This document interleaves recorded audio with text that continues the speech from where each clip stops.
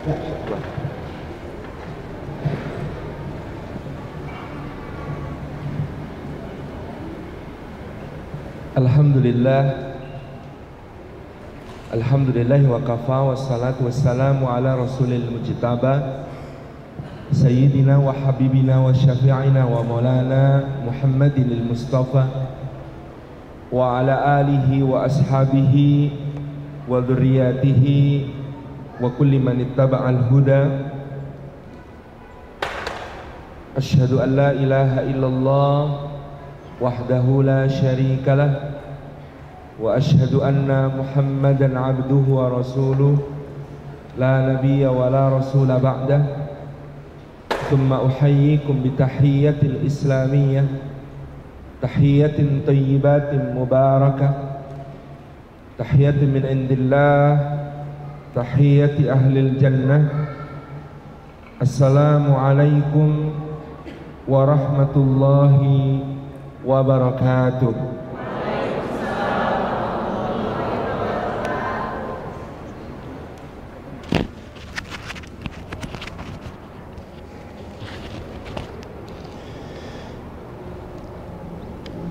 Hadratul afadil, para alim, para ulama, para asatid, para ustadzat, guru-guru umat yang senantiasa kita ta'zimi, hadratul mukarramin, para sesepuh, para tokoh masyarakat, para pemimpin dari berbagai tingkatan, dari berbagai lembaga, wabil khusus DKM, Masjid, Trans Studio, para ibu pengurus majelis taklim kita, dan hadirin hadirat semuanya, ikhwan akhwat yang dimuliakan oleh Allah Subhanahu wa taala, rahimani wa rahimakumullah. Puji syukur kehadirat Allah Subhanahu wa taala atas limpahan karunia-Nya. Pada pagi yang cerah ini Allah menghimpun kita di dalam rumah-Nya yang mulia, di bulan yang mulia, bulan Rajab, salah satu di antara bulan-bulan haram, di waktu yang masih didoakan oleh Rasulullah sallallahu alaihi wasallam, Allahumma barik li ummati fi bukuriha, ya Allah berkahi umatku di waktu pagi-paginya mereka. Dulu ada sahabat namanya Sakhar bin Wida'a al-Ghamidi. Dengar Rasulullah berdoa Allahumma barik li ummati fi bukuriha, maka beliau bertekad, besok saya mau dagang saya transaksi hanya di waktu yang didoakan Rasulullah. Di luar itu saya nggak mau transaksi. Kirim-kirim barang sih oke, tapi transaksinya harus selesai di waktu yang didoakan Rasulullah, yaitu waktu pagi sampai maksimal zuhur. Karena saya mencari berkah doanya Rasulullah sallallahu alaihi wasallam. Ketika masa Rasulullah sallallahu alaihi wasallam, waktu itu Sakhar bin Wida'a al-Ghamidi ini masih terkenal sebagai salah seorang sahabat yang miskin, gitu ya. Kata anak-anak muda sekarang, miskin, gitu. Sobat miskin. Iya. Di masa Sayyidina Muawiyah bin Abi Sufyan, ketika beliau menyerukan kaum muslimin untuk berjihad melawan Romawi di laut, dan kemudian sempat mengepung Konstantinopel, maka Sakhar bin Wida'a al-Ghamidi menyumbangkan 100 kapal.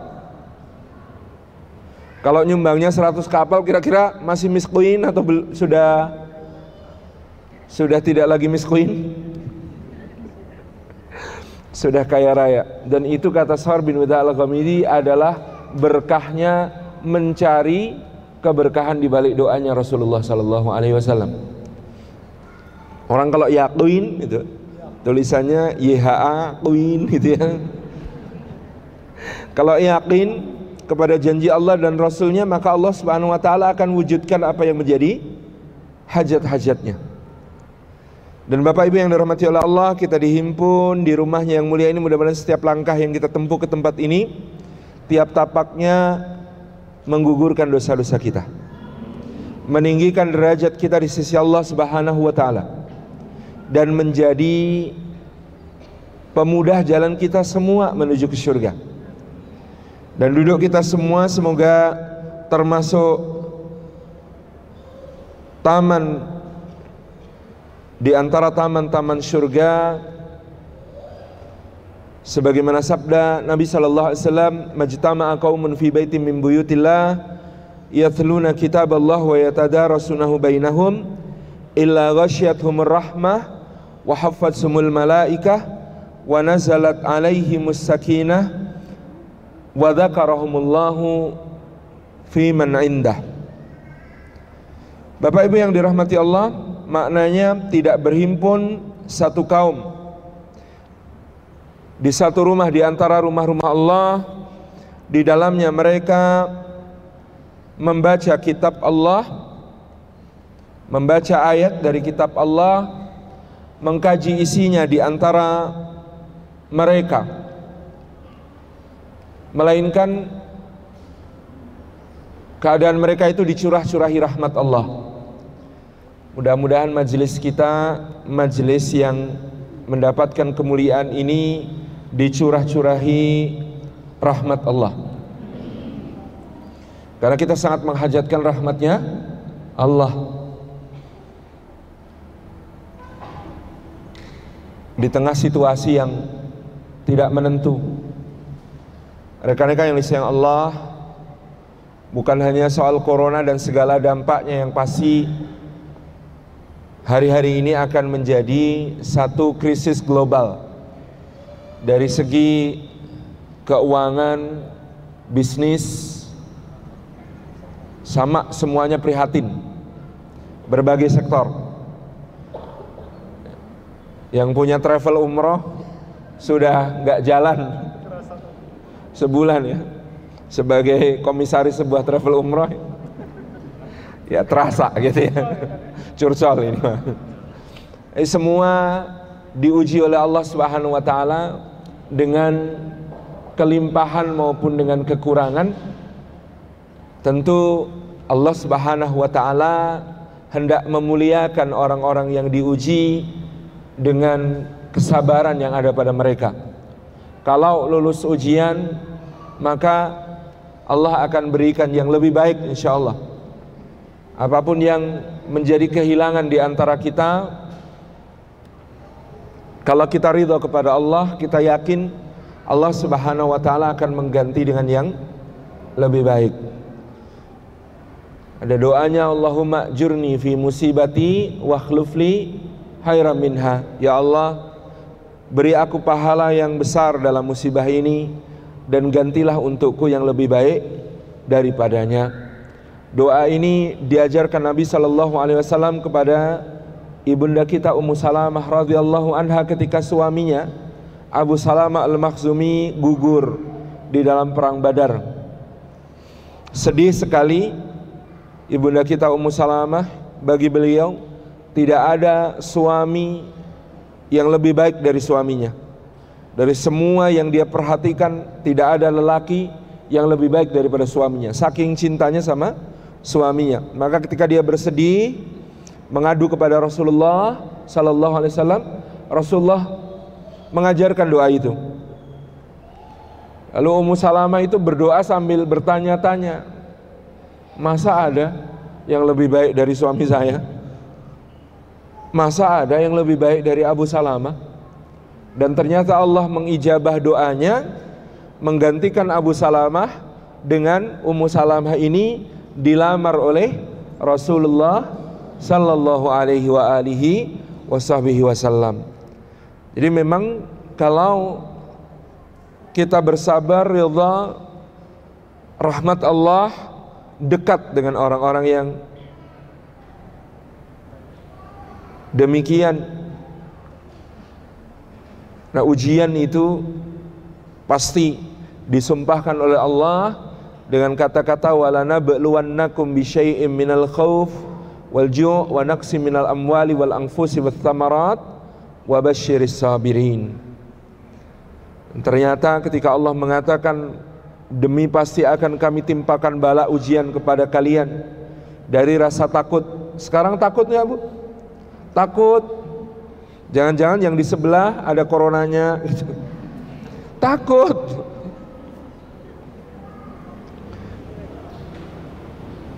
Ini ujian juga dari Allah. Rasa takut semacam ini adalah ujian dari Allah. Walju dan rasa lapar ini saudara-saudara kita di beberapa negara sudah merasakan dampak langsung. Kenapa kan? Oh nyala, lampunya nyala. Alhamdulillah. Jadi sound sistemnya pakai ini atau pakai itu? Oh ya. Karena ibu-ibu sabar, jadi nyala. Enak mana didengarnya? Enak yang ini? Enak yang tadi? Oh iya, suara saya kok berubah ya? Jadi gimana enaknya? Gimana? Nyaman yang ini atau itu? Yang sekarang ya? Ya tapi aja. Oh, ini beda pendapat. Ibu-ibu yang sini karena deket ini bilang enak yang tadi. Bapak-bapak sama yang di belakang bilang enak sekarang, iya? Oh, gimana enaknya? Ya gantian ya, tadi kan sudah dapat kesempatan. Jadi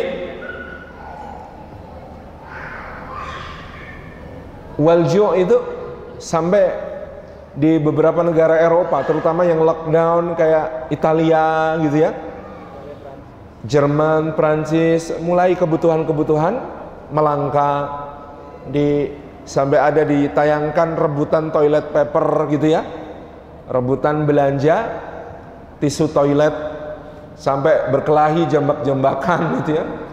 Subhanallah. Walju wa naqsim minal amwal, berkurangnya harta. Ya, teman saya yang punya reksadana dalam sehari hilang puluhan juta gitu ya. Wa naqsim minal amwal, ya memang masanya diuji Allah dengan begitu. Jadi 2 hari yang lalu bursa efek di seluruh dunia turun 14%. Dan itu di Indonesia, bursa efek Indonesia dalam 6 bulan terakhir itu kalau dihitung lossnya total, jadi nilai saham, nilai-nilai perusahaan Indonesia itu dalam 6 bulan itu hilang sebanyak 600 triliun. Gabungan perusahaan Indonesia yang ada di BEI itu nilainya dalam 6 bulan susut 600 triliun. Bisa dibayangkan ya.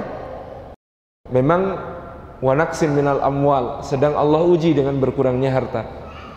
Wal anfus, diuji dengan berkurangnya jiwa. Kita sudah melihat orang-orang yang sebagiannya kita kenal, yang kita cintai, meninggalkan kita. Itu pengusaha sepatu yang di Magetan yang dirawat di Surakarta,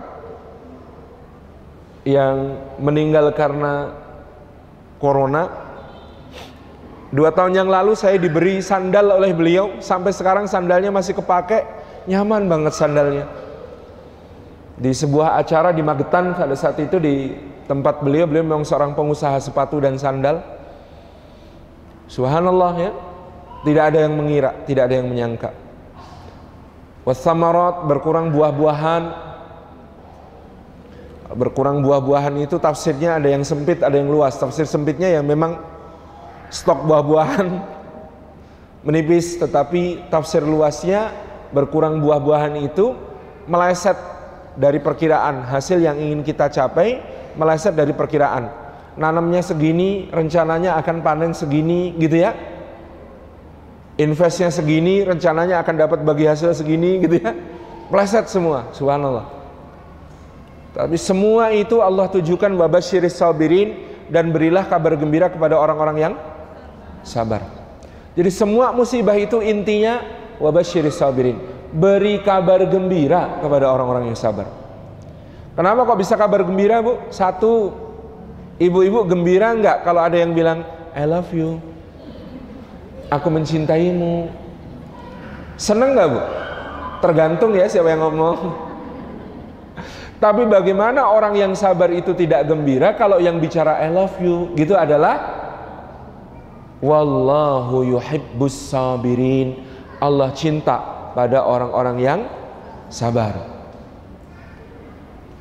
Ibu-ibu seneng enggak?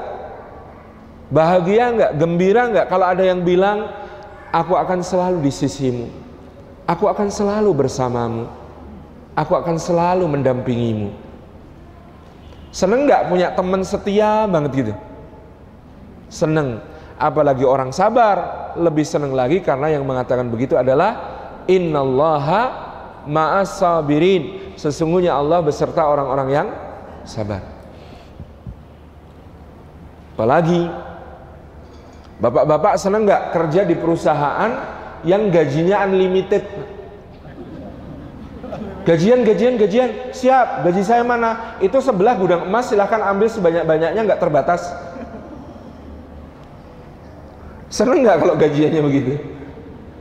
Gajian, mana gaji saya? Ini, lu kok kertas? Iya, itu cek. Lu kok panjang banget? Iya, boleh. Mau seberapapun panjangnya ditulis. Ini kosongan? Iya, terserah mau ditulis angka berapapun boleh. Kita nulisnya 9. Kan biar paling banyak 9. Tabarakar Rahman. Maka orang sabar lebih senang lagi, karena yang mengatakan begitu, wa innama yuwaffas sabiruna ajrahum bighairi hisab. Orang sabar ganjarannya, pahalanya, balasannya disempurnakan Allah tanpa hitungan, tanpa batas. Allahu Akbar. Jadi inilah orang-orang yang sabar, yang juga oleh Allah disebut ulaika alaihim salawatu mir rabbihim wa rahmah. Orang-orang yang mendapatkan salawat, jaminan kebaikan dari Allah dan kasih sayangnya. Kasih dan sayang, dua-duanya. Ibu-ibu senang dikasih apa senang disayang? Karena kalau cuma dikasih,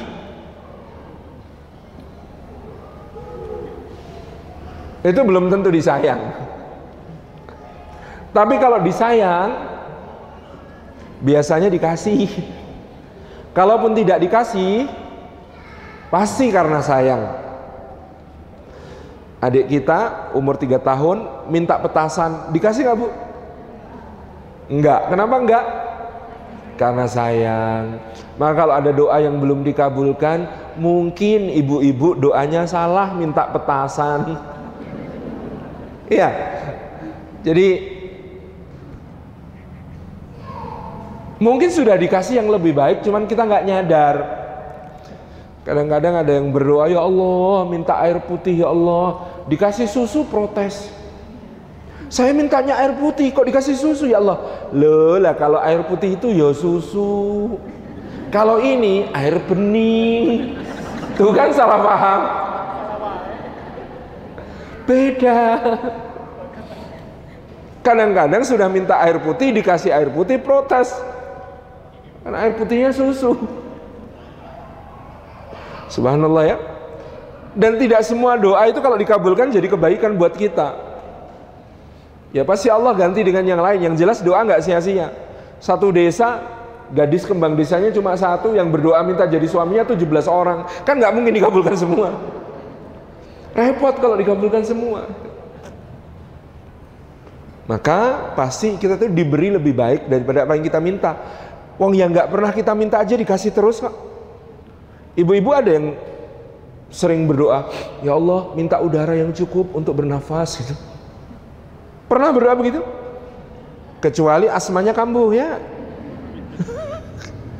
Tapi kan jarang kita berdoa begitu. Cuman Allah ngasih terus nggak? Ngasih. Kalau yang nggak pernah kita minta saja kita dikasih terus sama Allah, apalagi yang kita minta pasti dikasih yang lebih baik. Makanya ada ulama yang menyarankan kalau berdoa nggak usah detil-detil. Kenapa? Takutnya dikabulkan detil kita malah repot. Ibnu Athaillah As-Sakandari cerita, ada orang berdoa detil, ya Allah anugerahkan kepada hamba setiap hari 2 potong roti, segelas air, segelas susu, tanpa bekerja, agar hamba lebih khusyuk beribadah ya Allah. Dikabulkan nggak Bu? Dikabulkan. Allah Maha Pemurah. Cara mengabulkannya gimana? Dia difitnah orang, kena kasus, masuk penjara. Lah tempat di mana ada 2 potong roti, segelas air, segelas susu, nggak usah bekerja, itu ransum penjara. Jadi dikabulkan sama Allah. Masuklah dia ke penjara, tiap hari dapat apa yang dia minta. Tapi bersyukur nggak doanya dikabulkan? Komplain mulu, ya Allah apa salahku? ada tega yang memfitnahku, aku masuk penjara. Gitu. Salahnya salah doa. Kayaknya katanya salah satu doa terbaik doanya Nabi Musa alaihissalam. Karena doanya Nabi Musa itu saking sopan dan penuh adabnya kepada Allah, dia serahkan apa yang hendak dianugerahkan yang terbaik untuknya kepada Allah. Jadi kan dia habis nolongin 2 gadis itu di negeri Madian itu, yang mau ngasih minum ternaknya itu. Neng sini neng, abang aja yang kasih minum neng. Iya bang, bapak kami sudah tua bang, kami nanti aja nunggu sampai orang-orang pada selesai ngasih minum ternaknya, karena kami nggak mau desak-desakan bang. Udah sini aja, abang aja neng. Terus dikasih minum, selesai dikembalikan. Itu 2 gadis di dalam tafsir disebutkan sampai nggak sempat mengucapkan terima kasih kepada Musa, saking senengnya mereka langsung pulang. Maka Musa minta balasan memang tidak kepada makhluk, berharapnya tidak kepada makhluk, padahal itu habis lari dari Mesir sampai Madian, itu melebihi maraton. Mesir sampai ke Madian, bayangkan dari Kairo sampai ke Amman, Yordania, jauh gitu. Kata orang Jawa Timur, jauh gitu, jauh sekali. Kan di situ dia lelah, dia capek, dia lapar, dia takut, jangan-jangan masih dikejar polisinya Fir'aun kan? Kayaknya kemudian dia ngedemprak di bawah sebuah pohon, ngangkat tangan ke langit. Apa yang dia bilang kepada Allah?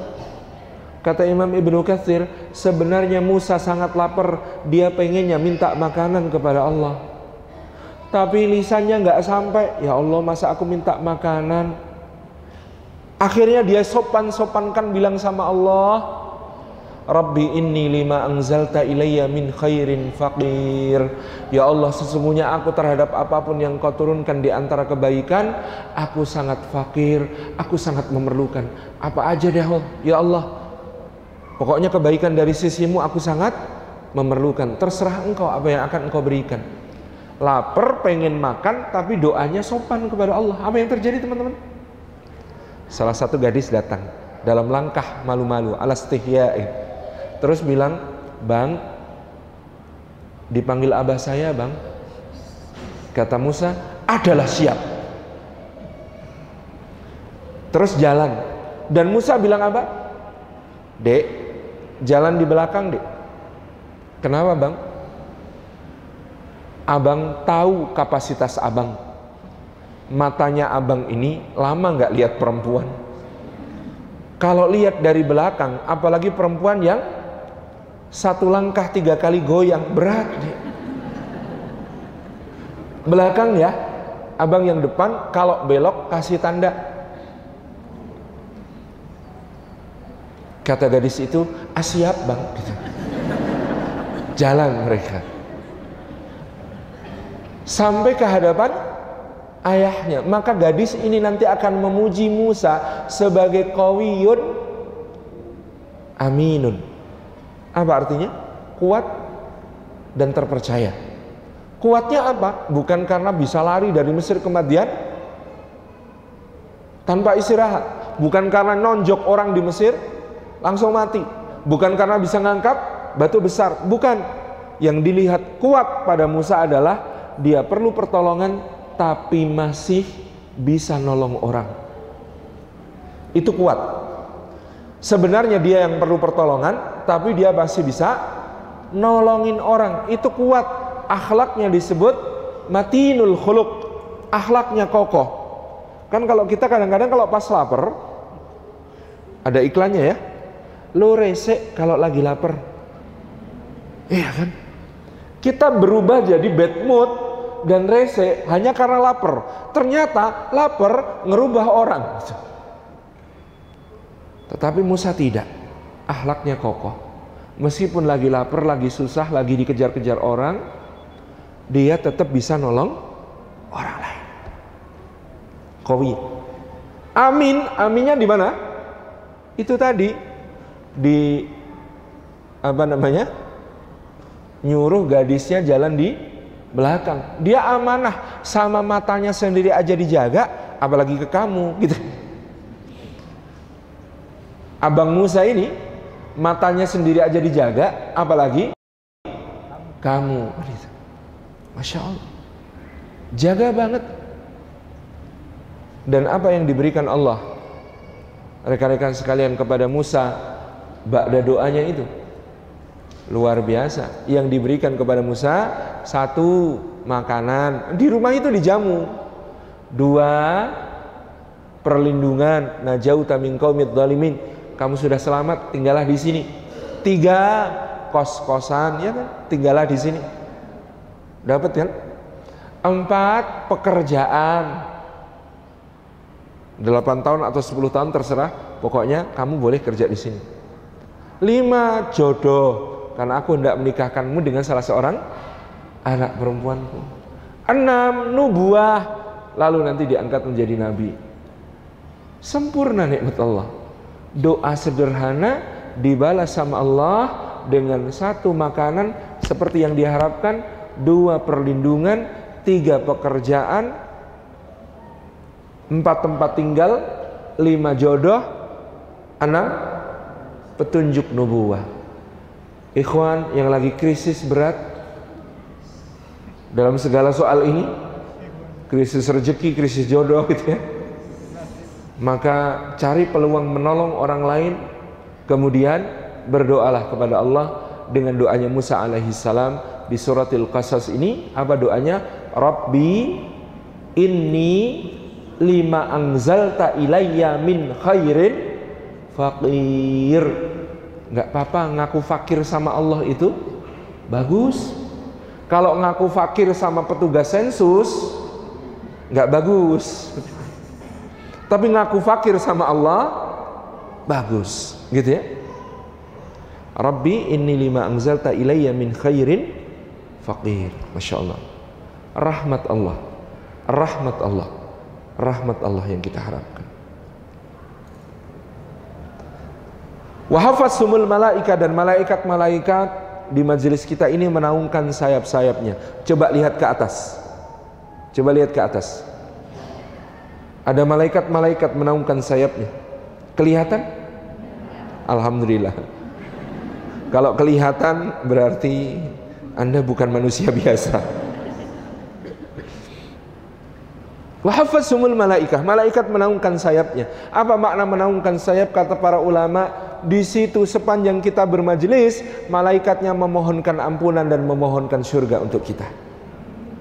Begitu selesai majelis, dalam hadis lain dijelaskan, a'raju wa sa'adu ilallahi tabaraka wa ta'ala, naik menghadap Allah dan dia akan bertahan di sisi Allah sampai Allah yakinkan yang engkau naungi itu akan mendapatkan apa yang mereka minta.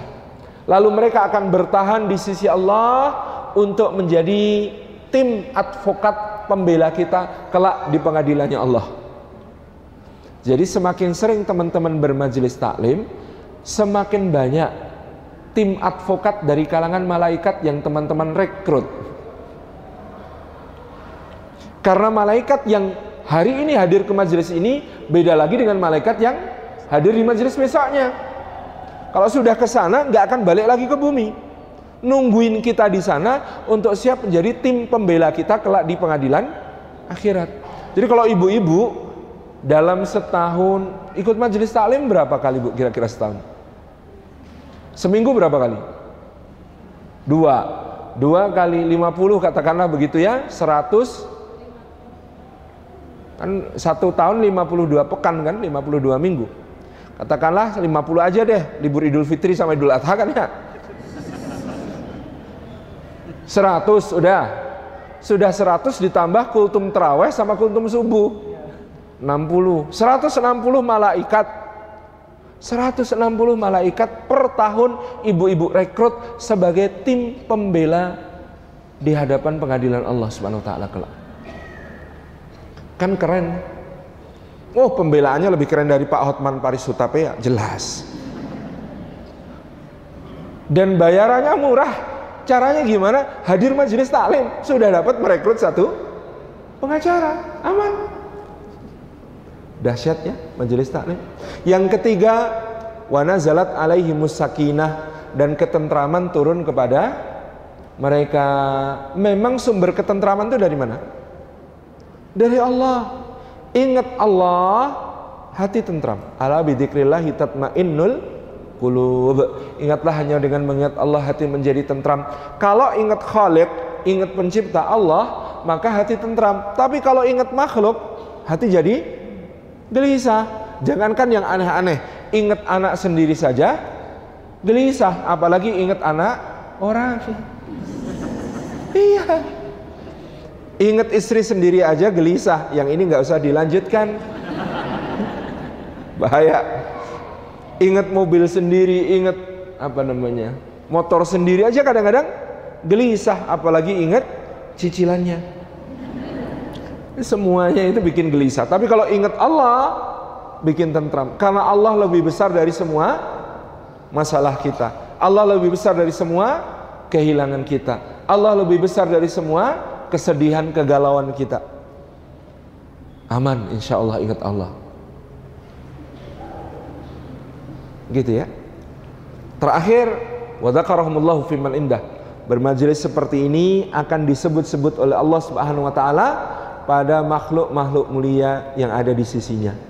Disebut ketua RW pas arisan, seneng nggak Pak? Warga kita teladan Bapak siapa namanya? Sudarmaji, misalnya begitu. Oh, iya, Medan banget ya Sudarmaji. Tak tahu kau, banyak kali itu orang Medan namanya Sudarmaji itu. Ada disebut sama bupati, wali kota di acara tingkat kabupaten, di tingkat kota, seneng lagi gak? Bangga. Disebut sama gubernur, bangga. Disebut sama sekjen PBB, bangga. Apalagi ini disebut oleh Allah, Rabb semesta alam. Mudah-mudahan dengan begitu kita lebih terkenal di langit daripada di bumi. Terkenal di bumi mah repot. Tanya aja Ustadz Somad kalau nggak percaya. Repot terkenal di bumi itu. Mau check in, petugas check in minta selfie di bandara itu. Mau boarding, petugas boarding minta foto bareng. Masuk pesawat, semuanya apa? Assalamualaikum Ustaz. Capek banget padahal. Assalamualaikum. Tabarakallah. Itu baru terkenal yang baik. Na'udzubillah, apalagi terkenal yang buruk. Dan kita nggak boleh merasa terkenal di dunia itu istimewa. Wong di dunia ini ada bunga yang banyak didatangi lebah dan kupu, tetapi ada juga sampah yang dirubung lalat dan kutu. Kan kualitas idola dan kualitas fansnya gitu. Ada kualitas bunga, ada kualitas sampah, dan masing-masing punya penggemar. Nggak perlu heran, takjub. Kayaknya ada orang terkenal di dunia, tapi terkenalnya fana sekali. Begitu meninggal, hanya tertulis namanya 3 baris, nama fulan, lahir tahun sekian, wafat tahun sekian. Itu pun di batu nisan, lumutan lagi. Tapi ada orang, kita ambil contoh ekstrim yang paling keren, salah satunya namanya Ibrahim alaihissalam. Waktu Nabi Ibrahim hidup, yang kenal banyak atau sedikit? Dikit. Waktu Nabi Ibrahim hidup, yang sayang banyak atau sedikit?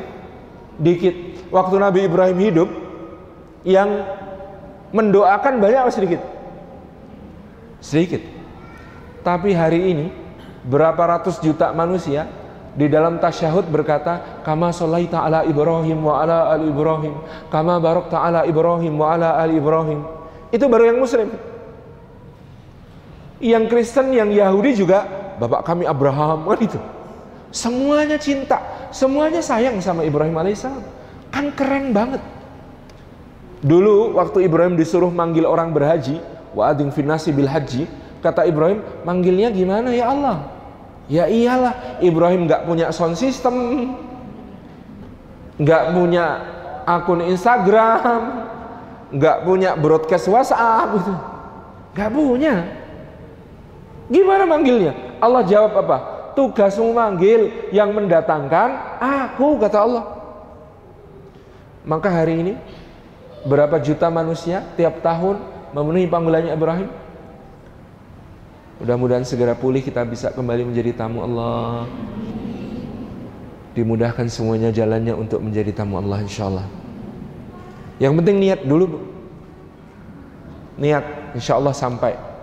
Orang banyak ke Baitullah itu bukan karena uang. Banyak orang yang berangkat itu bukan dengan uang. Saya juga sering berangkat nggak pakai uang, malah dibayar. Bimbing soalnya. Itu kan berarti nggak pakai uang gitu. Subhanallah tabaraka rahman. Jadi tenang, bismillah, diniatkan.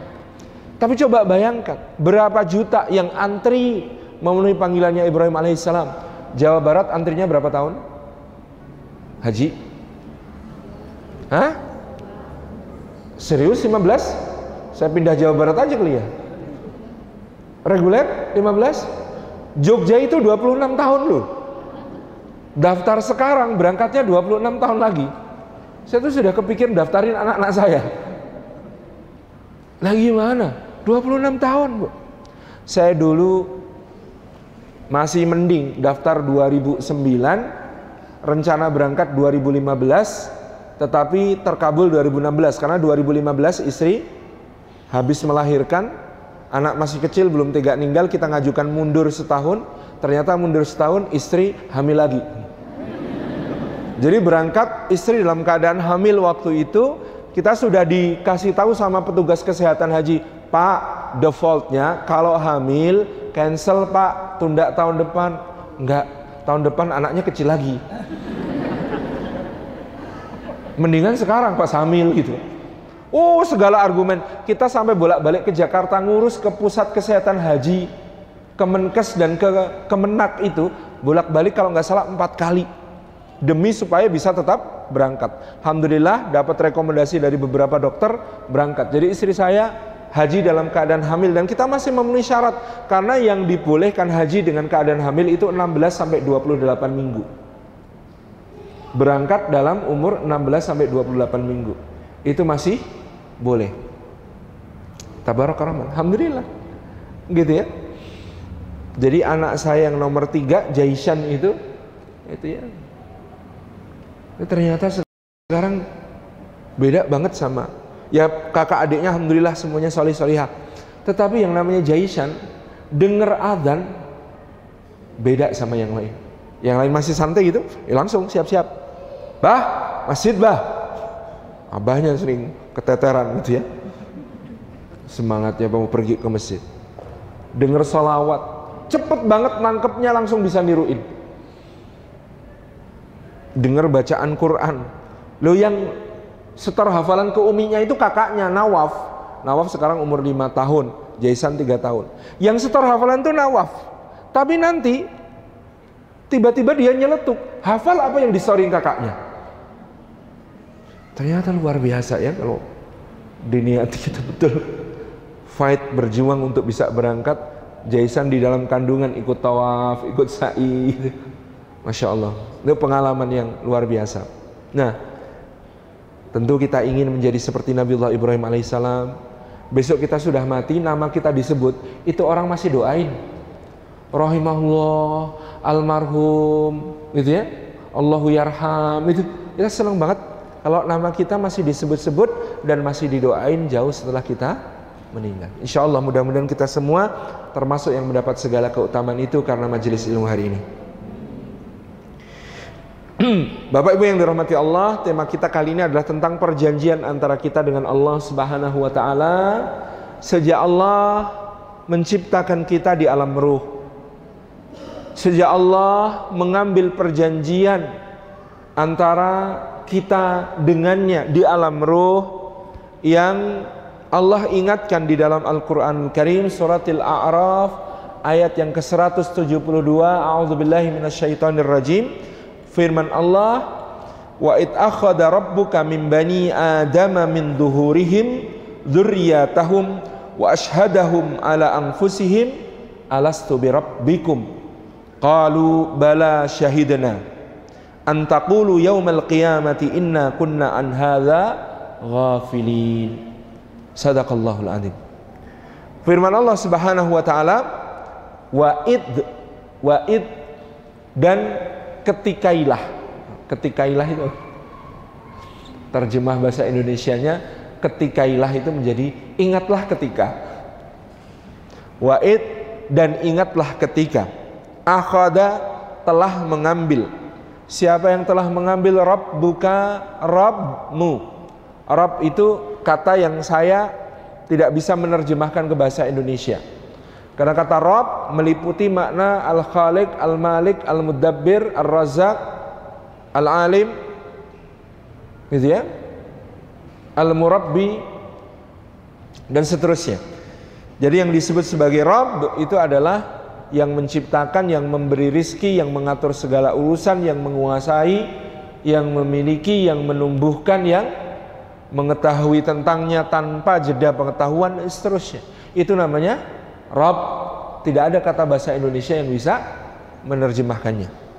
Makanya saya kalau menerjemahkan Rabb pakai Rabb.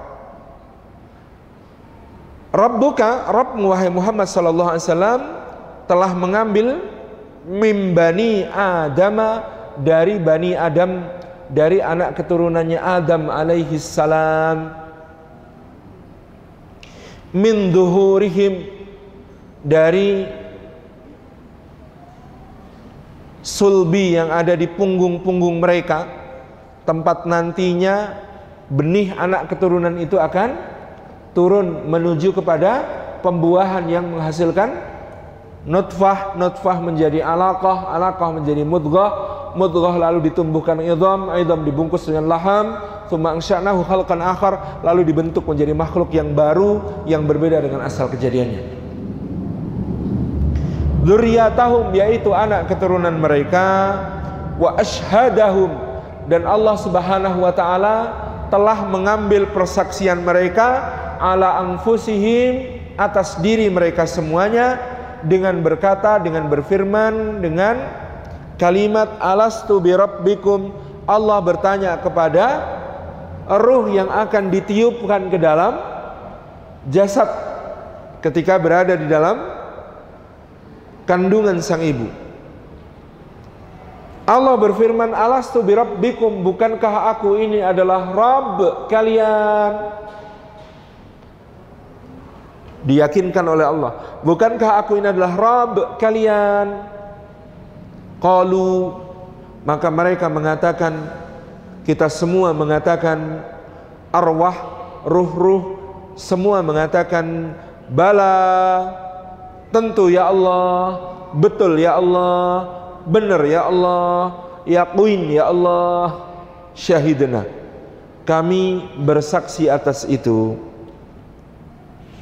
Antakulu yaumal qiyamati inna kunna an hadza ghafilin, agar jangan sampai kalian mengatakan, wahai umat manusia, wahai anaknya Adam, pada hari kiamat nanti ketika digugat kenapa tidak mengesahkan Allah, kenapa mempersekutukan Allah, kenapa tidak menyembah Allah, kenapa tidak tunduk dan patuh kepada Allah, kenapa kemudian bermaksiat kepada Allah, agar kalian tidak berkata, wah kami nggak tahu kalau Allah itu Rabb kami. No way, kata Allah, kami sudah membuat perjanjian ini dengan kalian di alam ruh, dan kami telah menjadikan kalian diciptakan di atas fitrah, dan fitrah itu adalah tauhid, bahwasanya kita semua telah mengakui Allah sebagai Rabb, maka dia adalah ilahnya kita. Rabb, pencipta, pemelihara, pemberi rezeki, pengatur segala urusan, penumbuh, pengembang, yang menguasai, yang memberikan segalanya untuk kita. Ilah artinya sesembahan yang patut disembah. Kalau Allah adalah Rabb, maka tidak ada sesembahan yang layak kecuali dia. Tidak ada ilah yang patut selain dia, seperti dikatakan oleh Isa alaihi salam dalam surah Maryam, ayat ke yang 24, wa annallaha rabbi wa rabbukum fa'budu hadza siratum mustaqim, bahwasanya Allah adalah Rabbku dan Rabb kalian, sembahlah Dia semata-mata, inilah jalan yang lurus. Maka Rasulullah SAW bersabda, kullu mauludin yuladu alal fitrah, semua anak Adam yang dilahirkan maka dia dilahirkan di atas fitrah, di atas tauhid. Fa abawahu yuhawidanihi au yunassiranihi au yumajjisanihi, maka orang tuanya bisa kebebanan dosa kalau menjadikan anak itu sebagai Yahudi, menjadikan anak itu sebagai Nasrani, atau menjadikan anak itu sebagai Majusi. Maka dalam lafal ini tidak ada au yusallimanihi, atau yang menjadikan dia Islam, karena yang menjadikan dia Islam, menjadikan dia di atas fitrah, di atas tauhid adalah Allah. Fa abawahu yuhawidanihi au yunassiranihi au yumajjisanihi. Sadaqa Rasulullah sallallahu alaihi wasallam.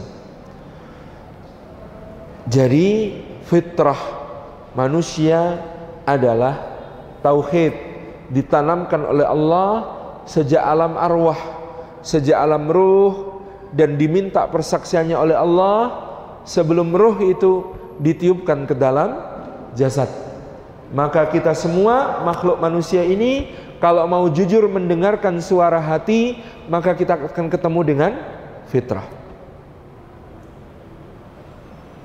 Tetapi karena memang penyimpangan manusia telah sedemikian banyak, sejak masa Nabiullah Nuh alaihissalam ketika pertama kali berhala-berhala disembah oleh umat manusia, kemudian berbagai keyakinan yang batil, yang keliru muncul menghiasi peradaban manusia, sehingga Allah Subhanahu wa taala selain tetap menanamkan fitrah itu di dalam diri manusia, Dia Azza wa Jalla mengirim para rasul, mengutus para rasul untuk mengingatkan manusia akan fitrahnya. Sepanjang sejarah Allah Subhanahu wa taala telah mengutus kira-kira 124.000 orang nabi. Dari 124.000 orang nabi itu ada kira-kira 315 rasul. Dari 315 rasul dan 124.000 nabi itu ada kira-kira 25 orang yang disebut namanya di dalam Al-Quranul Karim, dari Adam sampai Muhammad alaihi wassalatu wassalam. Jadi ada lebih banyak nabi dan rasul yang tidak disebut nama maupun kisahnya di dalam Al-Quranul Karim, yang ditebar Allah di setiap kaum, di setiap bangsa, banyak sekali.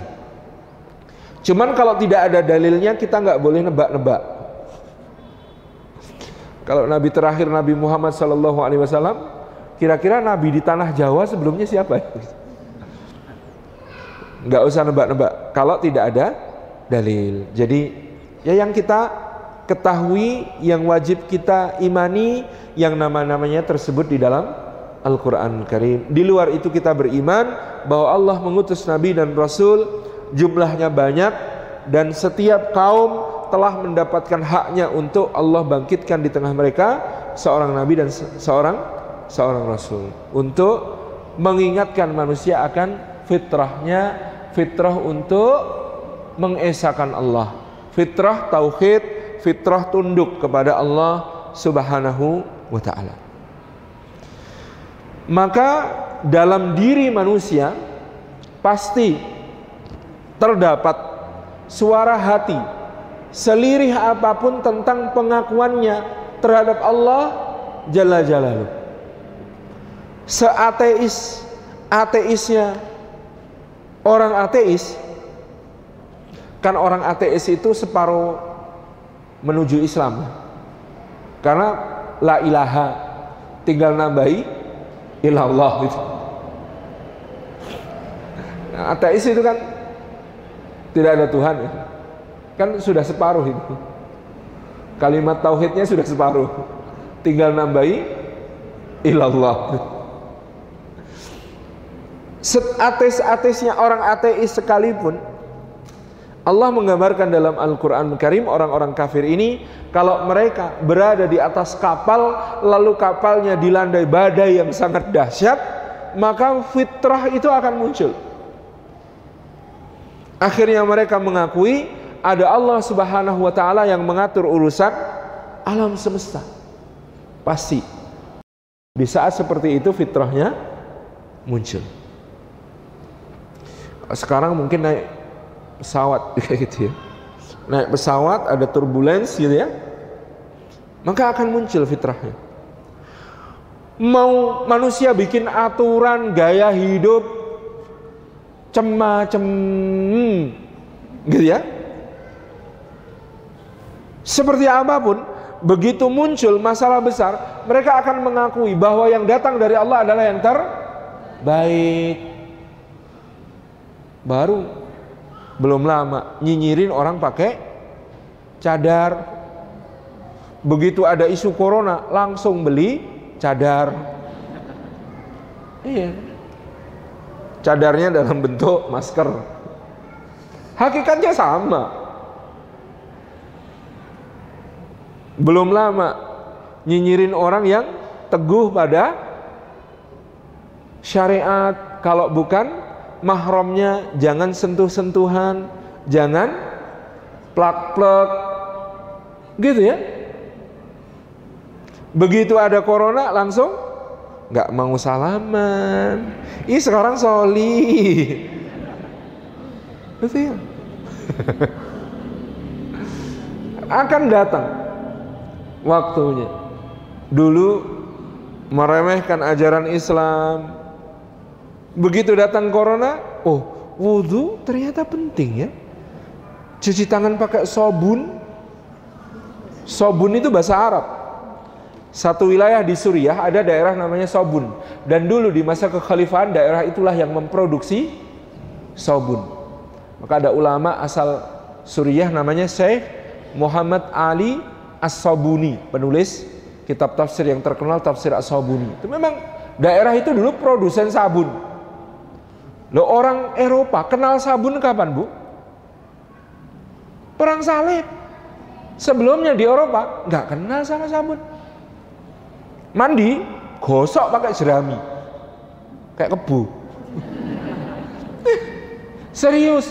Dan itu pun mandi itu dianggap aktivitas berbahaya, jangan sering-sering. Dalam sejarah dituliskan Raja Louis ke-14 dari Perancis yang terkenal dengan semboyannya L'État c'est moi, negara adalah saya, itu yang kekuasaannya absolut. Louis ke-14 itu hidup sampai usia 70-an tahun. Anda tahu sepanjang hidupnya dia mandi berapa kali? 3 atau 4 kali. Sepanjang hidup mandinya 3 atau 4 kali. Di luar itu ngapain? Cuman ditaburi bedak harum aja. Bedakan. Benar-benar soal seperti ini yang ngajarin dunia itu Islam. Jadi dulu Raja Richard the Lionheart itu diceritakan ngobrol sama Salahuddin Al-Ayyubi. Dia tanya, heran, kok orang Sarasen, cara dia nyebut orang Arab Muslim, orang Sarasen ini kenapa sih senang mandi, senang berendam di air, sementara bagi kami mandi itu berbahaya. Kata Salahuddin, berbahaya gimana? Ya berbahaya, Anda lihat telur, kata dia. Coba perhatikan telur yang baru keluar dari ayam, terus antum bersihin pakai air, gosok-gosok sedikit, letakkan, tunggu 1-2 hari. Apa yang terjadi? Busuk, Bu. Telur itu kalau jenengan cuci busuk. Why? Karena telur itu ada lapisan yang menutup pori-porinya dari ekstraksi di jalur telur keluar ini di dalam tubuh induk ayamnya. Kalau itu dibersihkan, terkelupas, maka pori-pori kulit telur ini terbuka sehingga kuman masuk dan akhirnya telurnya busuk. Nah, kata Richard, orang Eropa mikirnya sama. Badan kita ini ada selaput pelindungnya. Kalau digosok-gosok di air mandi, nanti kumannya masuk dan badannya membusuk dari dalam. Mitosnya itu begitu.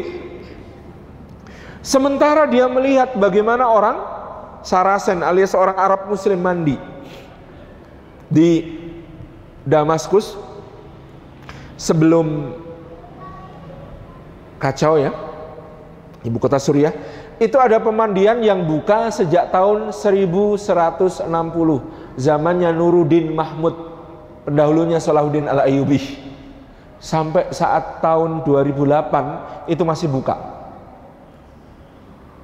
Itu jadi pemandian sudah berumur kira-kira 800 tahun lebih. Dan itulah mandi yang disebut sebagai mandinya orang Arab. Caranya mandi gimana, Bu? Kalau di Turki salah satu yang tua dan sampai sekarang masih buka itu adalah Hurrem Sultan Roxolana Hamami yang ada di depan Hagia Sophia. Itu buka sejak tahun 1560-an sampai sekarang. Itu prosedur mandinya. Mandi pertama adalah mandi panas. Dimasukkan ruangan yang penutupnya dari timbal, kemudian uap panas dimasukkan ke situ. Kenapa? Biar semua daki-daki ngelupas. Kemudian bisa berendam air panas di situ, gosok-gosok badan pakai hal-hal yang bisa membersihkan. Terus habis itu mandi ke air hangat. Jadi bertahap dari air panas ke air hangat. Air hangatnya dicampur berbagai macam minyak dan ekstraksi bunga-bungaan. Ada mawar, ada melati, ada macam-macam parfum. Itu mandi hangat. Terakhir baru mandi dingin. Pada saat mandi hangat itu biasanya ada layanan ekstra sambil di massage. Kalau di Damaskus dulu yang mijetin itu orangnya gede-gede, serem. Blok blok blok blok. Dibalik. Blok blok. Pokoknya benar-benar digosok kemudian pakai batu apung, semua dagingnya mengelupas. Kemudian mandi hangat. Nah, setelah mandi hangat, terakhir mandi air dingin plus aromaterapi pakai asap. Nah, jadi apa namanya? Bukhur ya, oud itu jadi gaharu, cendana gitu ya yang diasapkan. Nah, terakhir itu, kemudian dikeringkan, baru selesai. Itu mandi itu betul-betul memanjakan diri bagi orang. Makanya Richard the Lionheart, Raja Inggris, kalian ini punya aktivitas yang gimana sih? Laki-laki di sini ini feminin amat gitu. Mandi memanjakan diri kayak gitu. Aneh. Tapi ternyata itu dibawa ke Eropa, terutama oleh Raja Prancis. Siapa namanya? Kok jadi lupa? Raja Prancisnya waktu itu belum masa dinasti Bourbon, belum Louis, jadi masih dinasti Pepin. Namanya tiga besar: Frederick Barbarossa, Richard Lionheart, dan nanti kalau ingat ya, lupa ya. Subhanallah, sudah terlalu banyak diisi nama Jawa karena fokus belajar sejarah Jawa, sejarah Eropanya agak selip ini.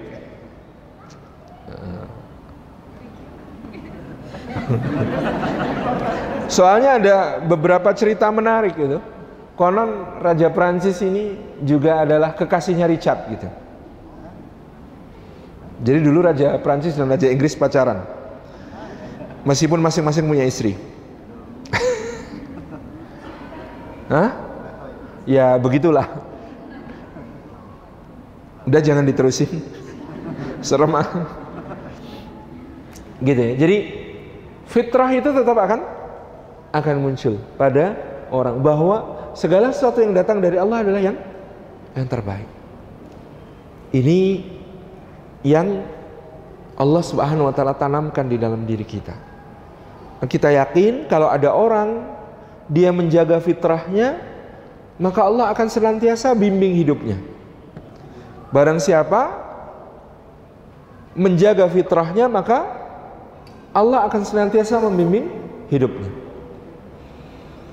fitrah ini paling akan terusakkan dengan sifat-sifat yang buruk di dalam hati. Kalau dia memiliki kesombongan, al-kibr, itu salah satu yang paling merusak fitrah. Itu adalah sombong. Makanya iblis itu rusak fitrahnya kepada Allah Subhanahu wa taala karena sombongnya. Yang kedua yang merusak tamak, ketamakan. Yang ketiga yang bisa merusak adalah al-hasad, kedengkian. Tiga akar dosa ini kan tergambar di sejarah penciptaan ya. Sombongnya iblis, disebut tamaknya Adam dan istrinya karena sudah dilarang tetap aja pengen ngambil buahnya, plus dengki pada salah seorang putra Adam kepada saudaranya. Jadi tergambar akar dosa yang merusak itu dari tiga peristiwa itu. Tiga ini paling merusak. Maka kalau ada orang yang belum kenal Allah dan Rasulnya, tetapi hatinya bersih dari sombong, tamak dan dengki, itu biasanya lebih mudah dapat hidayah daripada orang yang di dalam hatinya mengandung sombong, tamak dan dengki. Contoh yang terjadi secara nyata pada Amr bin Hisham alias Abu Jahal dan Umar ibn al-Khattab radhiyallahu anhu. Dua-duanya musuh dakwah di awal-awalnya. Dua-duanya memusuhi Rasulullah sallallahu alaihi wasallam. Dikatakan oleh para ulama, tetapi dua-duanya punya zakat, sementara seorang Abu Jahal tidak punya zakat, adapun Umar memiliki zakat. Perhatikan alasan memusuhi Rasulullah pada Umar dan Abu Jahal di awal-awal risalah. Abu Jahal itu sebenarnya ngefans sama Rasulullah. Pada satu malam dia mengendap-endap mendekati rumah Nabi Sallallahu Alaihi Wasallam, kemudian bersandar di balik dindingnya, nguping Rasulullah yang lagi salat dan membaca Quran.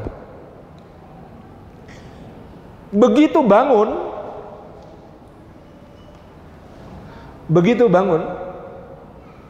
sudah fajar menyingsing, bangun dari tempatnya nguping Rasulullah. Dia lihat ada dua orang lain juga ternyata melakukan hal yang sama. Begitu dia lihat, marah dia. Dua orang itu ternyata adalah yang satu Abu Sufyan bin Harb, yang satu lagi Al-Ahnas bin Syariq. Tiga orang ini pemimpin terkemuka Mekah. Maka Abu Jahal yang ambil inisiatif bilang, ngapain kalian kesini? Lah kamu ngapain juga? Enggak, aku cuma memeriksa keadaan. Jangan sampai ya ini dilihat oleh orang-orang bodoh kita. Nanti mereka akan mengatakan bahwa kita telah mengikuti agamanya Muhammad. Ayo cepat pulang, bubar. Tapi malam berikutnya masing-masing pengen dengerin Rasulullah lagi. Abu Jahal juga datang, Abu Sufyan juga datang, Al-Ahnas bin Syariq juga datang. Begitu fajar menyingsing lagi, mereka saling mergokin satu sama lain. Dibilangin juga, getak duluan Abu Jahal. Sudah dibilang jangan kesini, kenapa kalian kesini? Hai Abul Hakam, kamu juga di sini. Iya, aku kan mantau. Udah, saling berjanji kita jangan sampai kesini lagi. Oke. Tetap aja malam berikutnya datang lagi tiga-tiganya. Akhirnya pagi fajar menyingsing, gitu ya. Abu Jahal mengangkat sumpah. Sebutkan nama semua berhala yang kalian sembah, kata Abu Jahal. Kita bersumpah dengan nama-nama berhala kita ini bahwa kita tidak akan kesini lagi untuk dengerin Muhammad. Oke. Akhirnya bubar. Yang paling galau pertama Al-Ahnas bin Syariq. Di rumah nggak bisa tidur. Maka dia nemui Abu Sufyan bin Harb. Hei Abu Sufyan, iya, kamu dengerin nggak apa yang dibaca Muhammad di dalam sholatnya itu 3 malam ini? Ya dengerin lah, denger semua, denger. Iya, kata Al-Ahnas bin Syariq, yang salah di mana? Kata Abu Sufyan, Ya kalau menurutku nggak ada. Jadi yang diomongin Muhammad di dalam sholatnya itu dari awal sampai akhir 3 malam berturut baik semuanya, no problemo bro, nggak ada. Kata Al-Aras bin Syarik, lah kalau nggak ada kenapa kita musuhin Muhammad? Lah kalau nggak ada yang bermasalah dari semua yang dibaca Muhammad, kenapa kita musuhin dia? Itu Abu Sufyan bilang, bentar yuk kita tanya Abul Hakam, kita tanya Abu Jahal dulu ya. Akhirnya datang mereka berdua ke Abu Jahal. Hei Abul Hakam, kamu dengerin seksama nggak apa yang dibaca Muhammad 3 malam berturut-turut ini? Ha jelas, kata Abu Jahal. Terus salahnya di mana? Kata Abu Jahal, ya nggak ada. Lah kalau nggak ada yang salah, kenapa kita musuhin? Apa kata Abu Jahal? Perhatikan ini kalimatnya. Dari dulu Bani Hashim itu dicintai orang karena apa yang mereka lakukan. Mereka membagi-bagi makanan, lalu kita tandingi, kita bagi-bagi makanan yang lebih banyak. Mereka ngasih minum jamaah haji dengan air zam-zam, lalu kita juga ngasih minum dengan yang lebih banyak. Kita selalu bisa mengalahkan mereka dalam soal itu. Lah sekarang di kalangan Bani Hashim ada yang ngaku nabi. Kalau ini caranya kita akui, kita nandinginya gimana? Kata Abu Jahal, kita mau nandinginya gimana? Gitu. Enggak, kata Abu Jahal. Kalau soal nabi, aku nggak akan pernah mengakui dia selama-lamanya. Ternyata soalnya adalah dengki. Soalnya adalah mosok, gitu ya. Kita selama ini bisa mengalahkan mereka dalam soal sedekah, dalam soal memberi minum, dalam soal memberi makanan, dalam soal kemudian menerima tamu-tamu, menjamu tamu-tamu. Kita bisa ngalahin mereka. Nah kalau sekarang kita ngakui mereka punya nabi, KO dong kita. Subhanallah ya.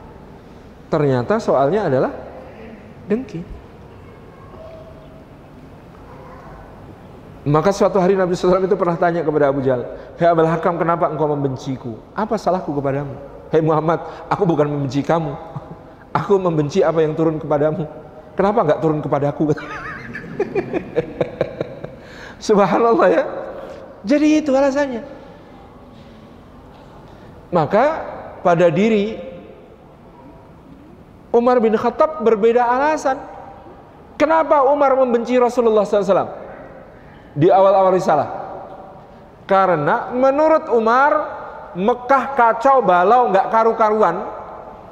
Istri bercerai dari suaminya, anak-anak berpisah dari bapak ibunya, budak-budak melawan tuannya. Kacau semua tatanan Mekah ini gara-gara Muhammad sallallahu alaihi wasallam. Jadi yang menjadi alasan Umar memusuhi adalah karena dia menganggap Rasulullah Muhammad SAW itu biang kekacauan. Gara-gara ajaran barunya, kota Makkah menjadi runyam. Itu saja alasannya. Tidak ada ambisi pribadi. Cita-citanya luhur. Saya itu pengen Mekah itu tetap tantram, tetap damai, tetap rukun. Lah ini kok dirusak sama Muhammad. Itu alasannya Umar bin Khattab. Maka pada diri Umar ada zakat, ada kesucian. Umar itu nggak pernah berzina, nggak suka minum khamr, nggak suka kemudian melakukan hal-hal yang keji, bersih. Abu Jahal sebaliknya. Kalau dijaga fitrahnya, maka mudah baginya untuk mendapatkan hidayah. Ketika didoakan Rasulullah, ya Allah perkuat Islam dengan salah satu di antara dua Amr yang paling engkau cintai, Amr bin Hisham atau Umar bin Khattab. Maka Allah memilih Umar bin Khattab. Dan dipilihnya pada puncak rencana dosa yang hendak dia lakukan. Apa itu? Membunuh Nabi SAW. Maka Habib Muhammad bin Anis Sahab pernah memberikan taujih kepada kami. Ketika kami merasa, ya Allah, apa kami pantas berdakwah? Apa kami pantas menyampaikan ayat-ayat Allah? Beliau mengatakan, memangnya antum pernah berdosa apa? Antum ada yang pernah berdosa untuk membunuh, berencana membunuh Rasulullah SAW? Kan gak ada di antara antum yang pernah berencana membunuh Rasulullah SAW. Perhatikan orang yang pernah berencana membunuh Rasulullah SAW. Perhatikan orang yang pernah berencana membunuh Rasulullah SAW. Sekarang berbaring mesra di sampingnya. Luar biasa. Terus beliau mengatakan lagi, antum pernah nggak ngelemparin Rasulullah pakai batu? Antum pernah nggak ngusir-ngusir, ngejar-ngejar Rasulullah, ngelemparin pakai sampah, menyakiti beliau begitu? Pernah nggak? Enggak. Kata Habib Muhammad bin Anis, bahkan orang yang begitu, yang melempari beliau dengan batu, yang ngejar-ngejar beliau, yang menghinakan beliau, oleh beliau didoakan, mudah-mudahan Allah keluarkan dari keturunannya orang-orang yang akan mengesahkan Allah dan tidak mensekutukannya dengan siapapun. Kata beliau, maka kalau antum nggak pernah ngelemparin beliau, nggak pernah nyakitin beliau, doa beliau untuk antum pasti lebih baik lagi. Tabarakar Rahman. Ya, Habib mah pintar membesarkan hati kita. Ya, kitanya yang tetap kebat-kebit, gimana caranya bisa nanti ketemu Rasulullah, gimana caranya bisa bersama dengan Rasulullah sallallahu alaihi wasallam. Jadi inilah Sayyidina Umar bin Khattab. Orang kalau menjaga fitrahnya, maka Allah permudah datangnya hidayah kepadanya. Punya sifat-sifat mulia. Dia berlaku adil, dia orangnya jujur, dia orangnya dermawan, dia orangnya amanah, maka Allah akan mudahkan hidayah datang. Ada contohnya, ada namanya Tufail bin Amru ad-Dausi, pemimpin suku Daus dari negeri Yaman. Satu hari datang ke Ka'bah untuk melaksanakan manasik jahiliyah. Karena dia belum Islam, dia ziarah ke Ka'bah tapi pakai tata cara kaum musyrikin. Begitu sampai di Mekah, dia dipesan, diwanti-wanti oleh orang-orang Quraisy yang menyambutnya. Karena dia pemimpin, maka tamu negara kan disambut. Lalu dipeseni sama orang-orang Quraisy, hai Tufail, jangan sampai engkau ketemu yang namanya Muhammad, tukang sihir itu. Tukang sihir gimana? Wah, ngeri sihirnya. Kalau orang sudah kena sihirnya Muhammad sallallahu alaihi wasallam, maka suami bisa pisah dari istrinya, anak bisa kelahi sama bapaknya, gitu ya. Terus budak-budak bisa melawan tuannya. Itu kalau kena sihirnya Muhammad, rusak semua tatanan. Pokoknya jangan sampai engkau ketemu Muhammad atau dengar kata-katanya. Ingat itu, camkan itu. Kata Tufail, nah Muhammad di mana? Keluar dari Darun Nadwah, ditunjukin. Lah itu yang lagi sholat di dekat Ka'bah, menghadap ke arah rukun Yamani. Jadi Rasulullah itu kalau sholat di Ka'bah di arah rukun Yamani, supaya bisa apa? Supaya bisa menghadap ke kiblat. Kiblat waktu itu adalah Masjidil Aqsa, Baitul Maqdis, dan tetap menghadap ke Ka'bah. Karena itu sholatnya di arah rukun Yamani, di pojok Ka'bah yang sebelah selatan. Dia sholat di situ. Kata Tufail, lah aku mau tawaf. Gimana caranya biar aku nggak ketemu Muhammad dan nggak dengerin kata-katanya? Ya sudah, sumpal telingamu, jangan sampai mendengar kata-katanya, karena bahaya sekali, kata-katanya sihir.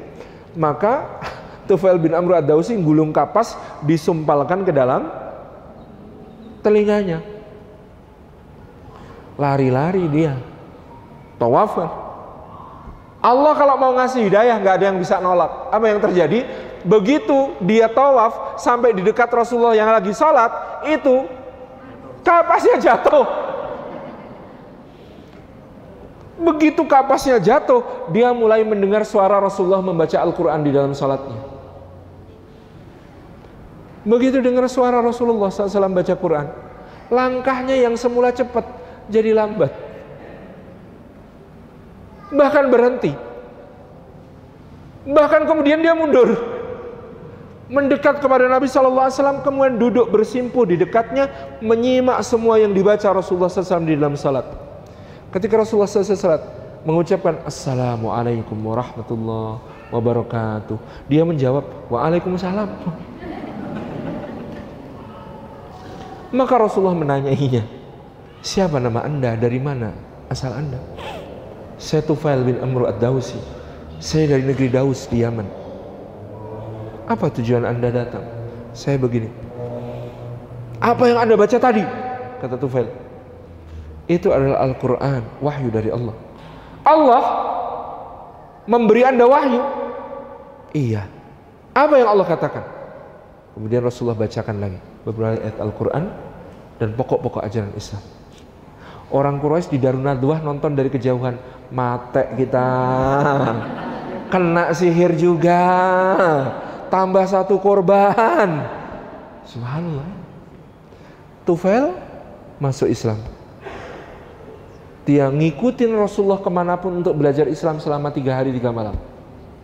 Habis itu dia pamit pulang ke negerinya. Sampai di negerinya dia disambut gegap gempita pawai. Lalu dia bilang kepada kaumnya, kaumku, mulai sekarang aku mengundurkan diri dari jabatan sebagai pemimpin kalian. Pilihlah pemimpin yang lain. Woi, kata kaumnya, gak bisa dong pulang-pulang haji mengundurkan diri. Apa-apaan? Kami tetap maunya kamu yang jadi pemimpin. Masalahnya sekarang aku sudah pindah agama. Hah?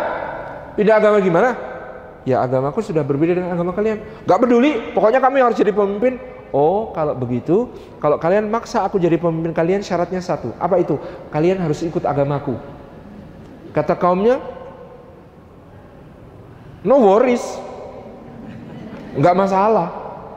Lalu kaumnya bersyahadat semuanya, 800 kepala keluarga.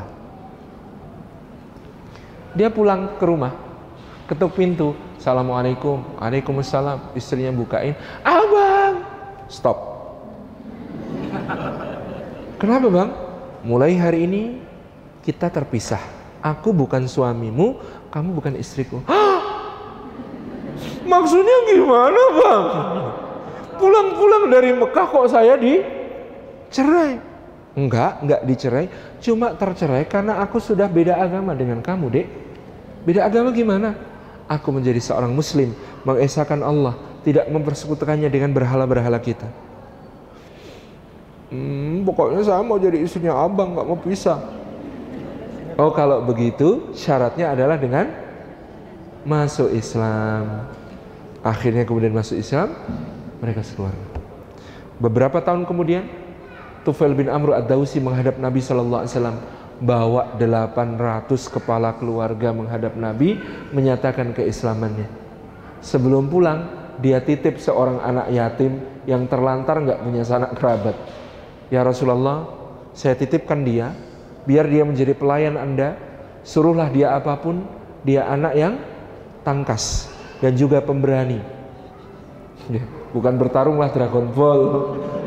Enggak. Ini silahkan, suruh apapun untuk dia, tidak masalah. Anak yang dititipkan ini kelak dikenal dengan nama Abu Hurairah. Meriwayatkan kira-kira 3.500 atau 4.000 hadis dari Nabi SAW, kalau dihitung termasuk yang dhaif. Dan hari ini tidak ada kaum muslimin yang tidak mengenal Abu Hurairah dan tidak mengamalkan hadis-hadis yang diriwayatkannya. Maka pahalanya Abu Hurairah bertumpuk-tumpuk dari semua hadis yang kita kaji dan kita amalkan. Dan pahalanya orang yang nitipin Abu Hurairah juga bertumpuk-tumpuk, namanya Tufail bin Amr ad-Dawsi. Tabaraka rahman. Gitu ya. Jadi kalau orang jaga fitrah, itu yang terjadi. Itu juga yang terjadi pada dulu ada seorang tokoh muslim Tionghoa Indonesia, namanya Haji Mas Agung. Itu kisah masuk Islamnya karena beliau ini dermawan sekali ya orangnya. Lalu suatu malam bermimpi dia dapat istana yang sangat indah, tapi nggak ada kunci pintunya sehingga nggak bisa masuk. Malam kedua bermimpi yang sama, dapat istana besar tapi nggak bisa masuk, nggak ada kuncinya. Malam ketiga sama, 3 kali berturut-turut dia bermimpi, dia curhat sama satpamnya. Kok aku mimpi gini ya mas ya? Apa ya artinya mas ya? Satpamnya anak ngaji. Jadi dia ngerti. Dia jawab, oh kalau saya, setahu saya ya pak ya, kalau saya ngaji itu ya, itu miftahul jannah la ilaha illallah. Jadi pada kereta api lewat, oh bukan ya, aneh ya manusia tuh. Menyukai hal-hal yang memancing adrenalin gitu. Makanya bujang-bujang nikah jangan nunggu mapan. Nikah kok nunggu mapan itu kayak naik kereta kelinci. Aman. Rata jalannya, nggak ada tantangan. Nikah itu kalau sama-sama mau berjuang itu kayak naik roller coaster. Anda kalau naik roller coaster kalau lagi bahaya gitu, seru gitu, serem itu. Apa yang Anda lakukan? Loncat? Enggak. Anda kalau naik roller coaster lagi serem-seremnya pasti mempererat pelukan. Tuh, kalau nikah dalam keadaan siap berjuang, jodoh Anda juga siap berjuang. Kalau nikah nunggu mapan, yang mau sama Anda ya jangan-jangan maunya karena Anda mapan gitu. Oke? Pulang dari sini langsung diproses ya. Gimana? Harus diamalkan lah. Oh, sudah habis waktunya ya? Oh, siap. Baik. Kita potong untuk nanti dilanjutkan diskusi insyaallah. Jazakumullah khairan. Assalamualaikum warahmatullahi wabarakatuh.